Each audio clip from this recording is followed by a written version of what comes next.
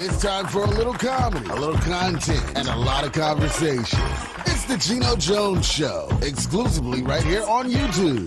Now here's your host, Geno Jones. Hello, it's showtime, everybody. How we doing today? Today, well, you know, this channel is global. So how are you doing today, this afternoon, this evening, this morning, depending on where you're watching? So we do the Geno Jones Show. Oh, by the way, I guess you kind of figured out that I must be Geno Jones. Figure, okay, dude, big ass sign behind you with his name. You're standing in front of it, so we figured it must be you. It must be. And you were right. I come to you live Monday through Friday, 6:30 p.m. Eastern Time, here in the Carolinas, the beautiful coastal Charleston, South Carolina metro area. 5:30 p.m. if you're in Chicago, watching like my mom is right now. Or you might be out on the West Coast with my buddy Dre Russell, out in Los Angeles at one of my former radio stations, KJLH 102.3, watching me. My man Ken Wilson, my crew, family out on the West Coast. It is 3:30 p.m. So, got a big show. Let me jump off. Here, we got it. So I got a monologue, but before I start off with the monologue, let me do this. So happy birthday today, celebrating a birthday, Theo Huxtable. Malcolm-Jamal Warner is 52 today. Man, little Theo Huxtable is a grown-ass man.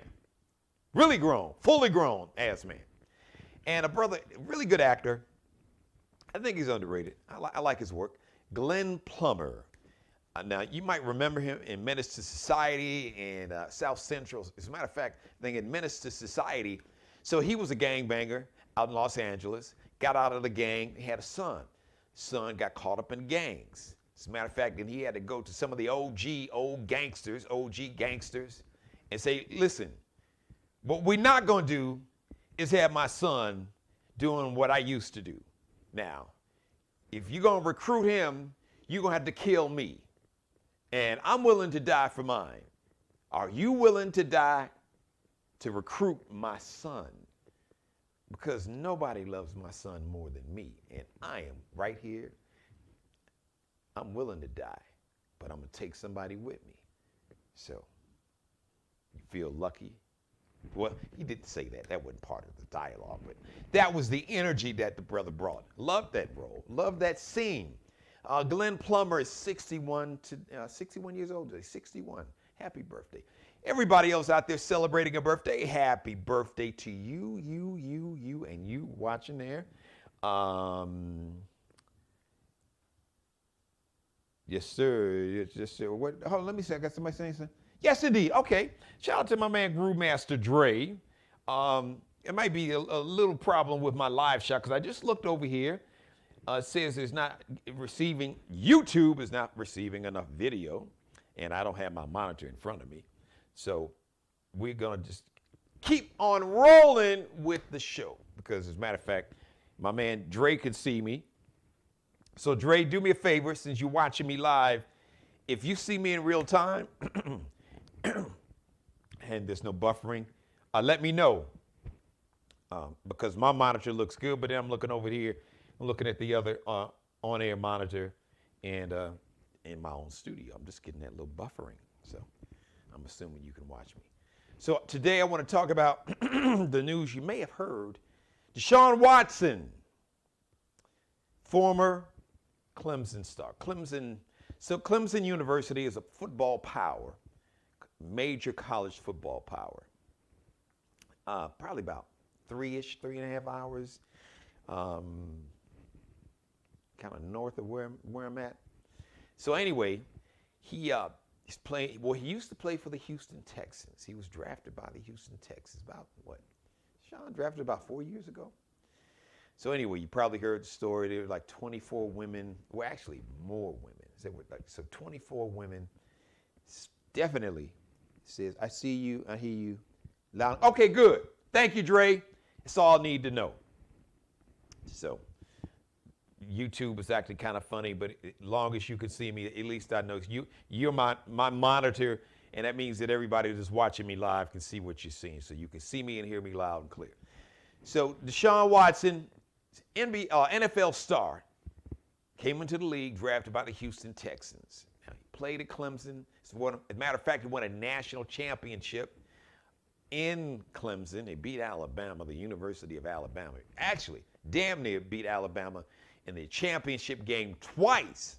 First time they lost, but he was like Superman. Then they won, got drafted by the Houston Texans. Wasn't a good team, but he came into the league, and he was just exciting, electric. So you may have heard, at least 24 women had accused him of some form of between sexual misconduct, sexual assault. And these were all different, like massage therapists that he would hire. And then some women said he forced them to have oral sex or to touch him, or, he would expose himself. So 23 of those 24 women settled out of court. And then the New York Times did a story, and apparently he went to 66 different massage therapists. And the team he was playing for, the Houston Texans, they enabled this actually, because I think they facilitated him in terms of helping him find these massage therapists, because he had never been to Houston to live. I believe he grew up in a little small town, a little country, not a little, but a country boy from a little small town, I believe in Georgia. And in Clemson, the only thing in Clemson, South Carolina, is Clemson University. I mean, it's like really a little small country town with this giant university. And Clemson University is that city. It's named Clemson, so you can kind of figure that out.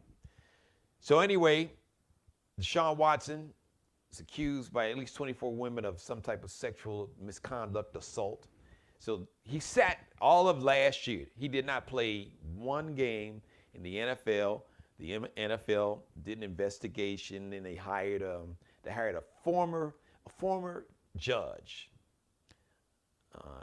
and I can't remember the judge's name. It was a woman, female judge. So basically, she evaluated all the evidence that the NFL had compiled, and I believe that she talked to some witnesses. So anyway, she issues a report. She says, well, you know what?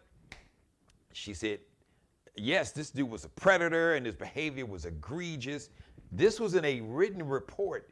But she said, since the NFL that hadn't suspended any player more than 6 games, she used what the NFL did in terms of how they had administered discipline. She used that as a template. I guess in law, the legal term is precedence. So the precedence that the NFL set was 6 games was the most they had given any player. Now, you've had players like Ray Rice that we saw in video, he literally knocked his wife, or she was his fiance at the time, unconscious. He never actually came back to the league after that. He apologized, but Ray Rice was at the end of his career. His skills had waned.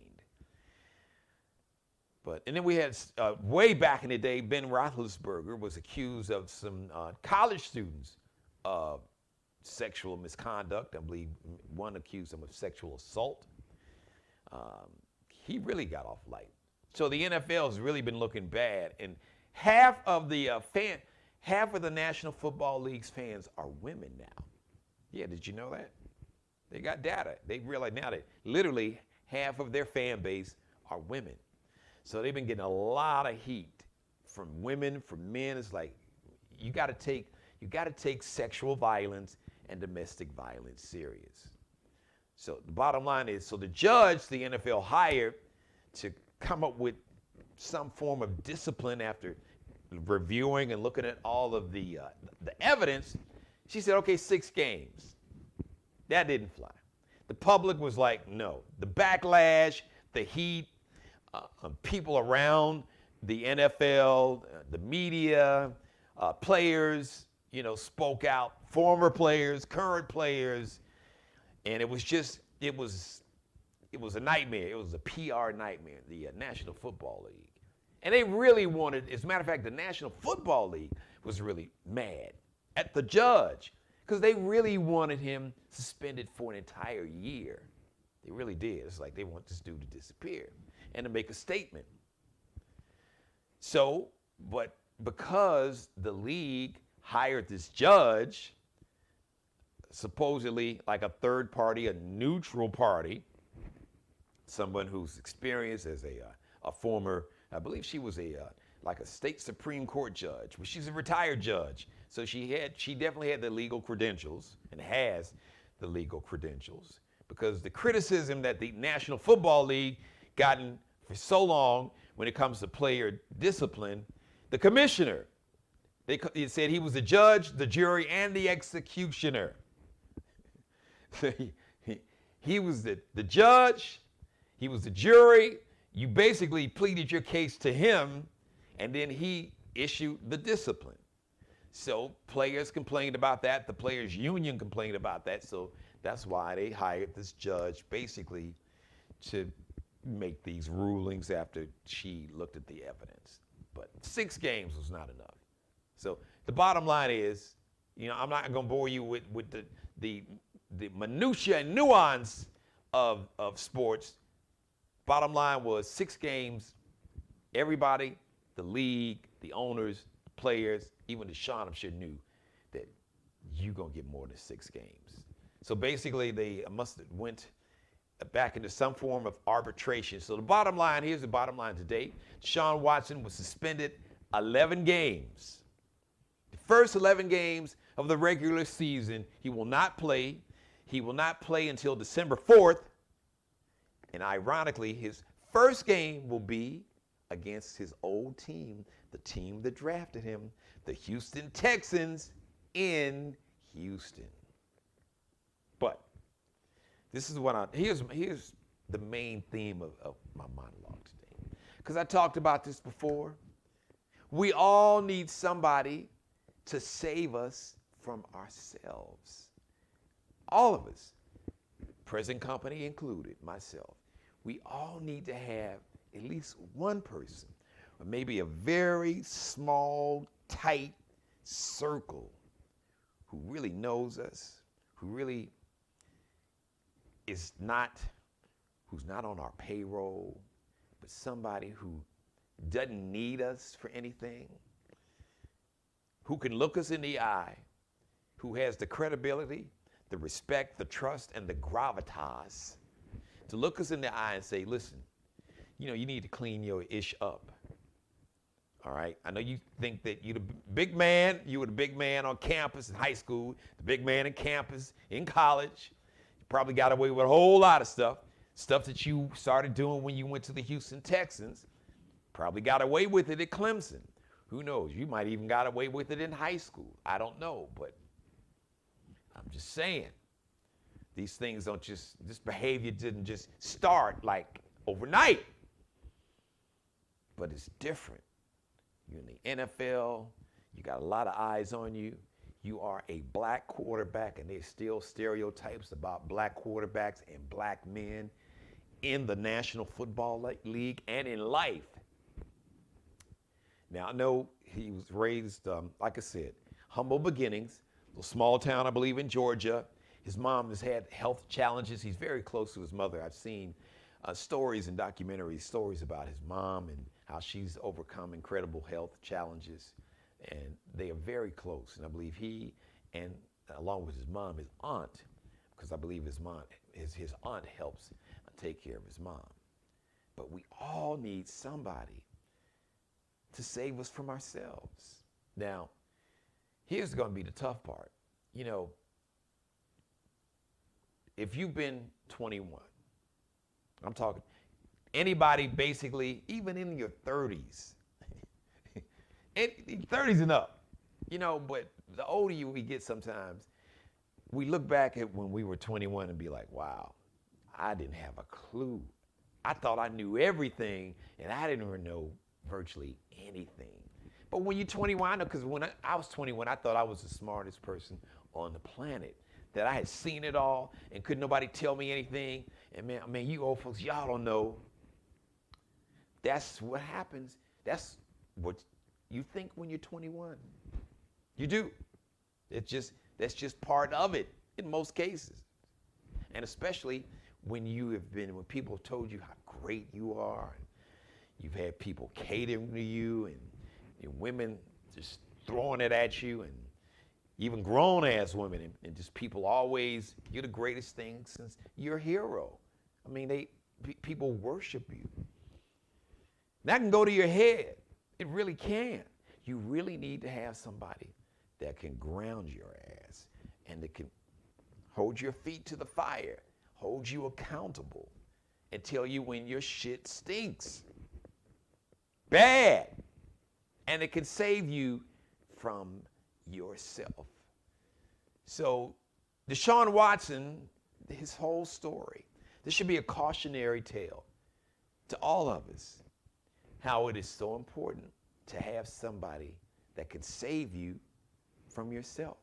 Somebody that can tell you what you need to hear when you don't want to hear it, and tell you what you need to hear when you don't want to hear it, but when you need to hear it.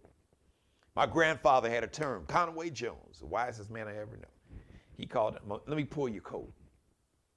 Like, let me pull your coat, bring you back over here so I can lean over and talk to you, whisper, talk softly in your ear, because I don't want everybody to hear what I got to say to you, but you need to hear this. So let me pull your coat. That's what he called it. So DeShawn Watson needs somebody in his life, and he needed somebody in his life before all this went down to pull his coat. So, yo, DeShawn, hey, let me pull your coat. Come here. I need to talk to you. You need to check yourself before you song. Check the lyrics in a song. Check yourself before you wreck yourself. And he almost wrecked himself because the league wanted him. There's some now. I think this may have been going a little too far. But who am I? Because I'm not a woman. This is egregious. And I don't condone this behavior in any kind of way. But there were some people that said, dude, you should never play pro football again. And I get it. I get it. Do I think he deserved a second chance? Yeah. Yeah, I do. I do. But if I was the commissioner, would I suspend him for a year at least? Yep, absolutely. Absolutely. Even though he didn't play at all last year, that was because they were investigating the situation. And they were waiting to see if there were going to be criminal charges against him in Texas. He hired a very good lawyer, a guy named Rusty Hardin. High profile. He's represented some guys, top athletes. Roger Clemens, a baseball who should be in the Hall of Famer. An asshole, and I believe racist, but a hell of a pitcher. He represented him. So he hired one of the best lawyers in Texas, probably in the country, but definitely in Texas. So he knows the lay of the land, and the folks know him because he's definitely one of them good old boys. But DeShawn was smart enough to hire one of them good old boys that knows how to talk to them good old boys in Texas. But yeah, I would suspend him at least for a whole year. And he just signed a $230 million contract, fully guaranteed. He's going to get every penny of that $230 million. So he got lucky. He was only fined $5 million, $5.1 million. $5 million, $230 million. $224 million left. That's tip money. That's tip money. Even though that was the largest fine ever administered, ever issued in the National Football League. But it's all relative. So let DeShawn Watson's story be a cautionary tale. How we all need somebody, especially the more success you have, the higher you go up the ladder in terms of fame and prominence and fortune and wealth. the more you need to have somebody to keep your feet on the ground.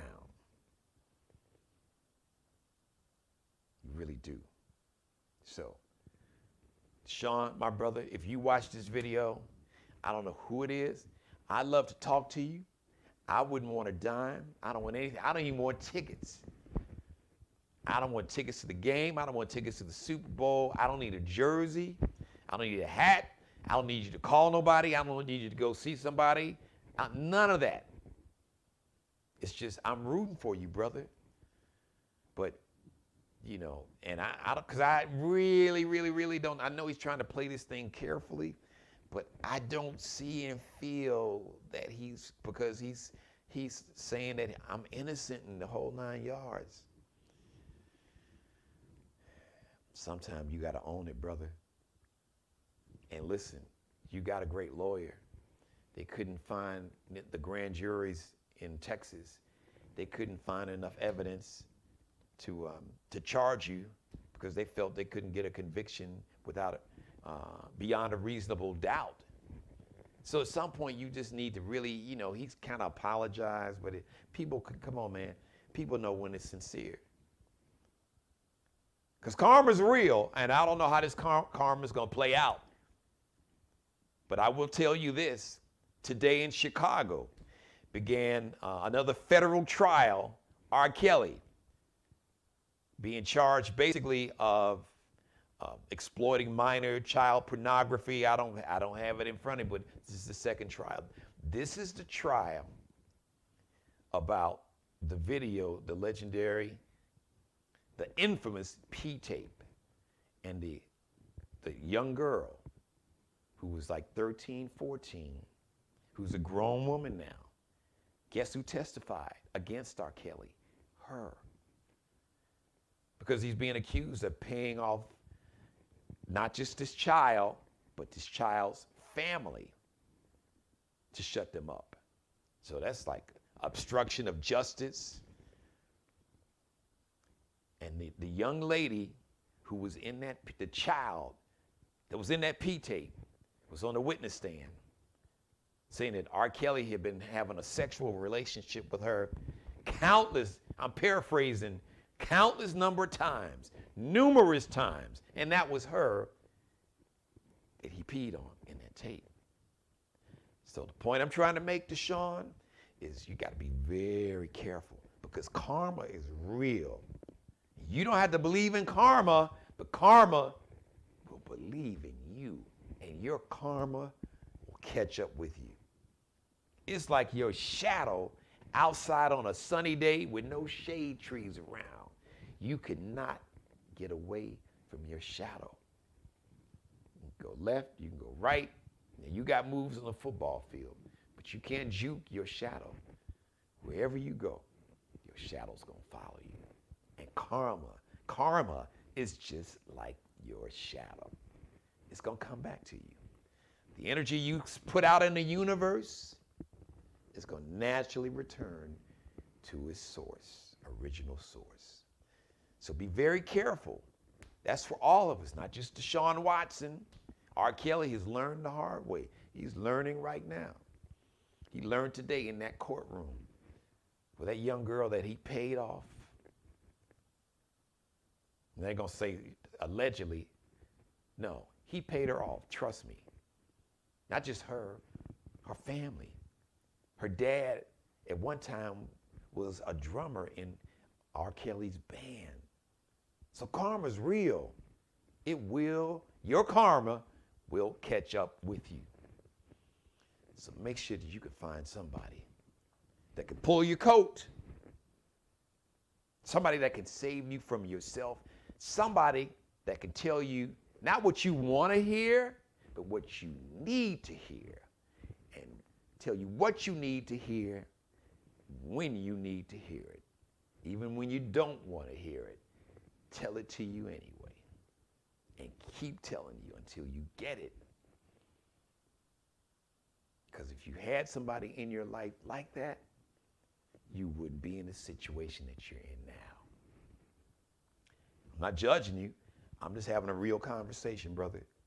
If I was your uncle or your dad, I'd have had that conversation with you before you even went off to Clemson. I'd have had that conversation with you in middle school, heck, before you even got in high school. That's me personally. Everyone's situation is different, but it's not too late. But I know you paid these women off, but you're going to have to make it right, man. You're going to have to make it right. Not just with them. You got to make it right with them, because that's the only way you're going to make that situation right in the universe. That's the only way you're going to change that karma somewhat, because you still got to be held accountable for that, because you keep saying you're innocent, and I get it, but come on, man. Powerful, fame, fortune, money, the city worships you. You were able to get away with a lot. You're not the first one. No, not at all. Ben Roethlisberger, apparently, he got away with some stuff. There's been a few, not just players in the National Football League, in all pro sports. So, karma's real. Surround yourself with somebody that's not on your payroll. Somebody that's a little older, wiser, that doesn't have any agenda, that doesn't want anything, not trying to borrow some money. They don't need an investor. He just wants to invest in you and invest in wisdom and knowledge to save you from yourself. Because apparently you need that. You need it. R. Kelly needed it a long time ago. It's too late for him.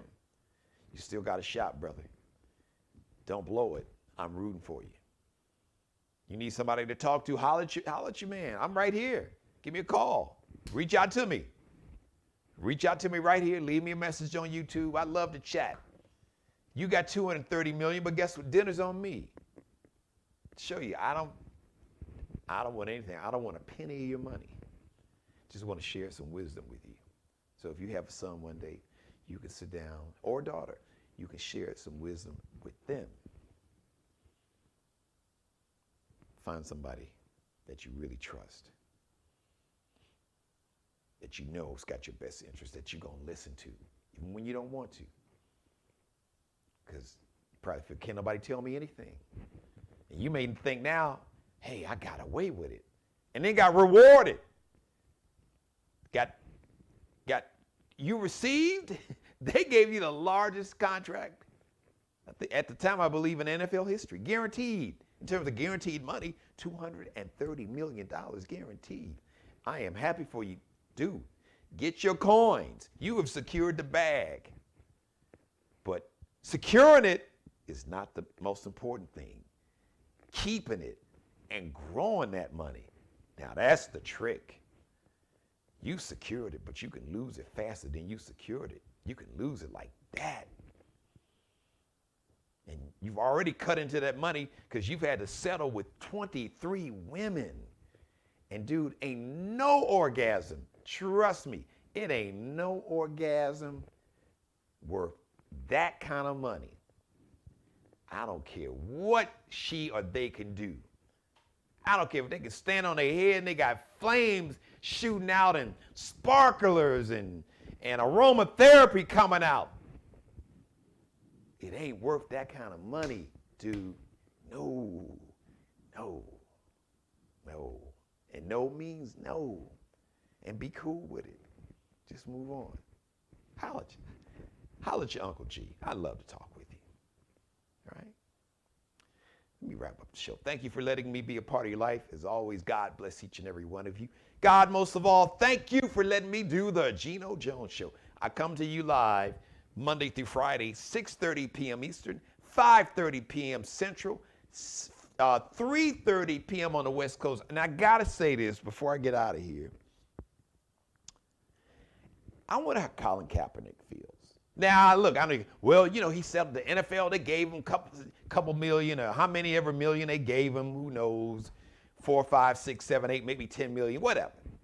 But I guess Colin Kaepernick is saying, well, damn, this dude was accused by at least 24 women of sexual assault and misconduct, and I'm still not playing in the NFL.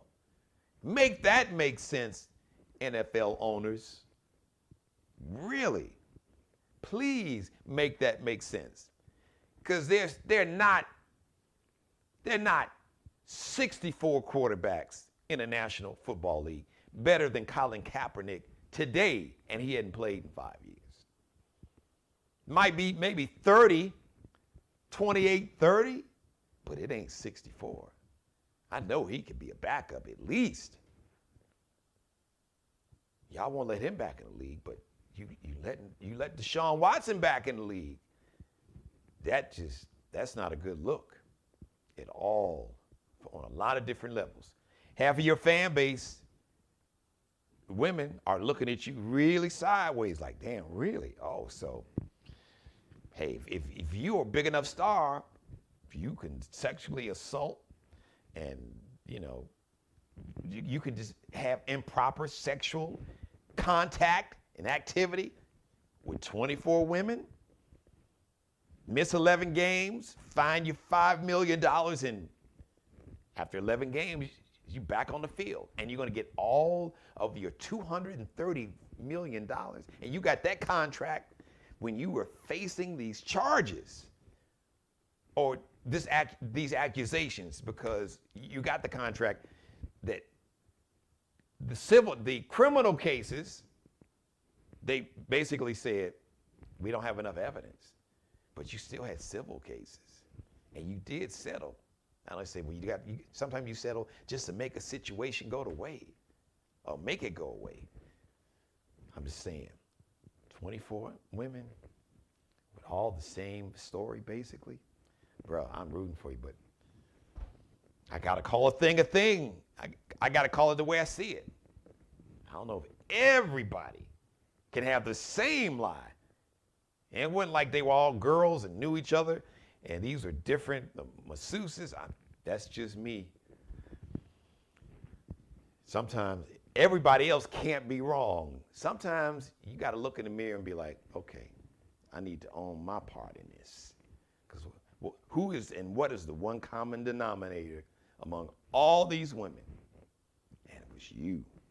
So sometimes we got to just own it. Own it. That's the only way to make it right. All right, thanks for watching, everybody. Shout to everybody in my chat room watching me live. Hello, Groove Master Dre. Dre, I appreciate you, brother. Mother, how are you? And everybody else watching me, please. I'd love to give me feedback. Give me a comment. What do you think about the situation? What do you think about the monologue or what I had to say? Please feel free to leave your comment.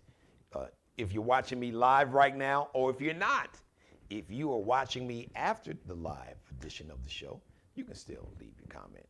Shout out to Markel Bailey, the official barber and hairstylist for the Geno Jones Show. You can check him out on Instagram, Kelby Cutting Up, KELBECUTTINUP. Allie Jones is the drip director, the official wardrobe consultant and stylist for the Geno Jones Show. Check her out on Instagram. That's L like Lexi, LX is an extra dot, N like Nancy, C like Charlie, L like Lexi, LX dot NCL underscore after the second L. Underscores that little dash below. And shout out to Mr. Bruce Gage, the CEO, Miglio di Mario Uomo. This is a Mario Uomo blazer, also a wardrobe consultant and stylist for the Geno Jones Show. He's on Instagram, Miglio di Mario Uomo. That's MIGLIODIMARIOUOMO. Miglio di, but it's Italian. So it's pronounced like D, but it's D-I. Mario Uomo. Uomo, but it's U-O-M-O. The next live edition of the Geno Jones Show is going to be on tomorrow, Friday edition, 6:30 live. In the meantime, I leave you, as always, with these words. Please be blessed, and let's pray for peace. Thanks for watching. Subscribe and tune in to the next episode of the Geno Jones Show, exclusively right here on YouTube.